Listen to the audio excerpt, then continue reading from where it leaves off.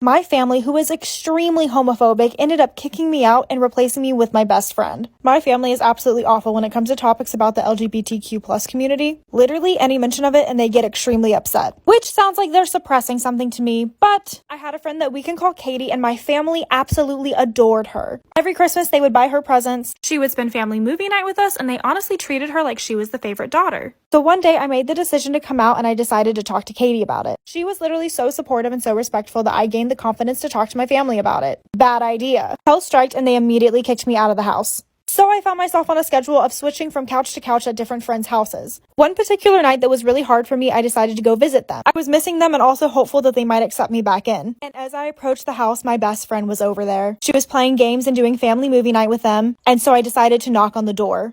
I burst into tears and went off on all of them. The absolute audacity. Later, my best friend texted me saying that she had a secret. Follow my Insta. The night I was planning to escape my abusive husband, I called an Uber to the house, but my husband showed up 2 minutes later. Disclaimer, this is not my story time, it was sent to me on Instagram. As soon as he walks in through the door, he was totally drunk. That's when he told me that he was hungry. I pretended that everything was normal and that I didn't have an Uber coming to save me. I went to the kitchen, I made him a sandwich as quickly as I could. I came back out, took one bite, and started falling asleep. Thank God. I hid in my backpack behind a curtain, slowly grabbed the backpack and my shoes, and that's when my cell phone notified me that the Uber was there. I was terrorized at this point because I was hoping the noise from the cell phone didn't wake him up. I turned around, but he was totally passed out. I ran barefoot to the Uber, got in, and told him to drive away. I went straight to a friend's house and turned off my phone. Next day, I went straight to a lawyer to file for divorce. I had text messages and pictures. I also went to the police and they said that I can't file a restraining order yet. My husband, of course, is already looking for me. He went to my mom's house, but she didn't let him in. But here's the problem. I already miss him. He sent me an email apologizing, swearing that it won't happen again. My gut's telling me not to go back. What do you guys think?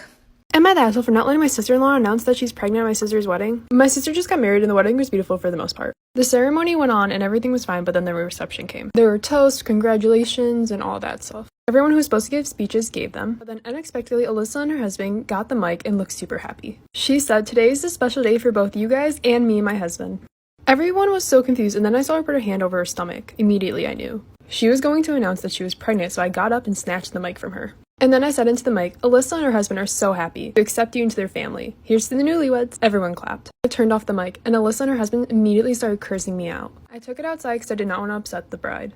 Alyssa started saying things like, "Why wouldn't you let me announce that I'm pregnant? This shouldn't just be about her. My pregnancy is more important to the family." Snap saying, "This is not your day. This is my sister's and her husband. This is their wedding day, and nothing is going to ruin that. Not even a self-righteous person like you who needs the attention on you all the time."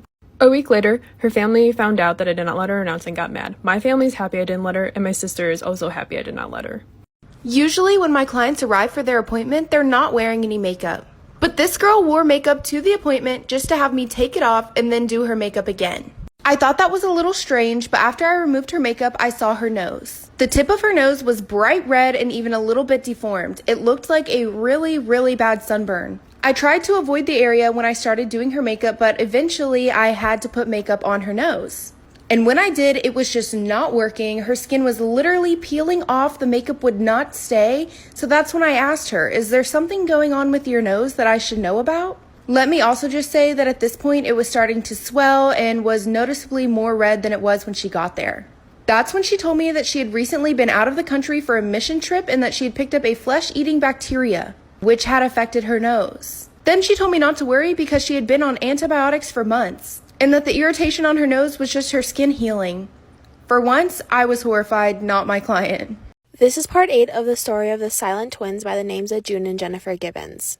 To that day, nobody knew why the twins were silent until a girl named Mary Wallace got involved. She was given access to the girls' diaries, and after reading the diaries, she knew that June and Jennifer did not belong in the psych ward for the criminally insane. Wallace believes that the girls only committed the crimes because it was a cry for help, and the silence the twins possessed was from extreme identity blending. Wallace could also tell that Jennifer was the leader of the two.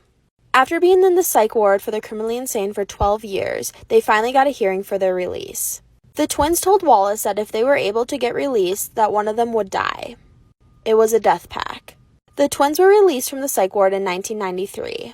On the way home, Jennifer laid her head on June to sleep. When the bus got to their stop, Jennifer would not wake up. She was pronounced dead the next morning at the hospital. The death pact was fulfilled just like they said. June now lives a normal life going by the name of Allison. This is part 3 of the silent twins by the names of June and Jennifer Gibbons. The girls finally broke their silence after their therapist got a call from a payphone that said, quote, "Good evening, Mr. Thomas. This is the twins. We are really sorry about what happened today. If you don't separate us, we'll start talking next week." End quote. So, they could talk.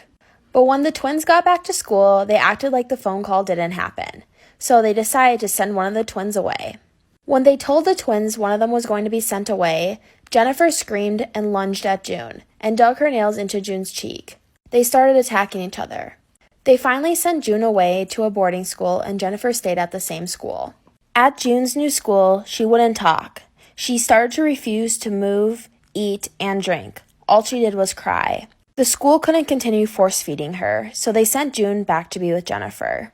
Stay tuned for part 4. I'm posting it tonight.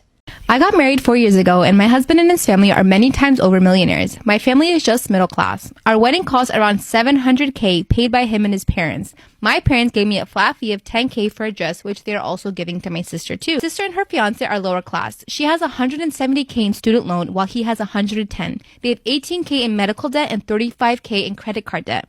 Well, last night was my sister's birthday dinner and she announced she was engaged and wanted help paying for her wedding. She gave me a spreadsheet of how much she was going to need for her dream wedding. Anyways, her dream wedding is supposed to cost $100K, and as her only sister, I need to step up and help pay for her wedding since her parents are only giving her $10K for a dress. She said she needs me to give her at least $70K since I'm rich now. When I told her I'm not giving her $70K, she cried and said it wasn't fair how I get whatever I want. When she realized I wasn't going to budge, she broke down about how I'm just using motherhood to be greedy and lazy. I have 2-year-old twins. I eventually told her I wasn't going to be bullied into giving her $70K. She's 15 weeks pregnant, hence why she's in a rush to be married right away. When I tried to leave, Skittles chooses my makeup. Let's go. This has been all over my For You page, so I've got some Skittles and I'm going to try it. Foundation, purple. This is probably going to make me break out. I look like Veruca from Charlie and the Chocolate Factory. Contour, yellow. This is not going to look good at all. Blush, green. I've got builders at my house right now and they probably think I'm a crazy person. Eyebrows, yellow. Eyeshadow, green. These colours just don't go with each other at all. Liner, orange. Finally, lips, and they are red. And this is what it looks like. It looks disgusting and I'm probably going to be sane for days, so wish me luck. Am I the asshole for calling out my kid's future stepmom for treating me like a surrogate? I, 29 female, dated a guy, Joe, 30 male, for 3 months before he left me to go back to his ex, Kim. Right after we broke up, I found out I was pregnant. I let him know and he was ecstatic. Turns out his girlfriend had fertility issues and would likely never be able to get pregnant naturally, and he has always wanted to be a father. Joe was only allowed at the initial appointment because of COVID, and we found out I was having twins. According to Joe, when he told Kim, she had a mental breakdown about infertility and wanted to talk to me. I met them at their house, and Kim stated that she wanted to be involved in my pregnancy because she would eventually be the children's stepmother. She started telling me that I needed to do a home birth, that I needed to do formula feed so that they could have the babies half of the week, that she wanted one boy and one girl, and that she wanted the kid to call her mama. Oh my god. Do you know there are true stories of people who found Coraline-like doors in their own houses? Except it didn't take them to another world, it took them to places much creepier. In 2015, there was this couple who bought a new house, and they found this tiny secret door disguised in their bookcase. So they were super intrigued and even excited. They were thinking maybe it would lead them to some hidden treasure or money. But as they were going through the passageway, they found a note that read, "If you're reading this, then you found the secret room." But instead of something exciting, it said, "It's filled with black mold." The walls inside this secret room were covered. There was so much of it that the previous owner and his children were constantly getting sick from it. So the couple immediately packed their things, left the house, making sure to sue the agent who sold them the mold-infested house in the first place. Alright guys, I'll have to make a part 2 of more people who found creepy secret doors. I want to be with my real mom and dad. I want you to let me go. Is that any way to talk to your mother? You aren't my mother. Apologize at once, Coraline. No. I'll give you to the count of 3. 1, 2, 3! here! Ow! What are you doing? Ow, that hurts! You may come out when you've learned to be a loving daughter. Storytime about how I came out as gay to my husband. Disclaimer, this is not my story time. It was sent to me on Instagram. I'm 27 years old, and when I was in high school, I knew that I like girls. In fact, I pretty much only dated girls throughout all of my high school. I did also date guys. My parents were totally accepting of this, by the way. Growing up, I always knew that I wanted to marry a man so that I could have kids. When I got into college, I started dating this Get a kick inside. Wanna say hi when you're not fine. Wanna kiss you and make it right. Let me dance with you beneath the sky. I could be the one to say goodnight. I've seen you at the party, dancing so divine. Your body on my body, it never felt so right. You thought I was a bad guy, but had a different light. Your body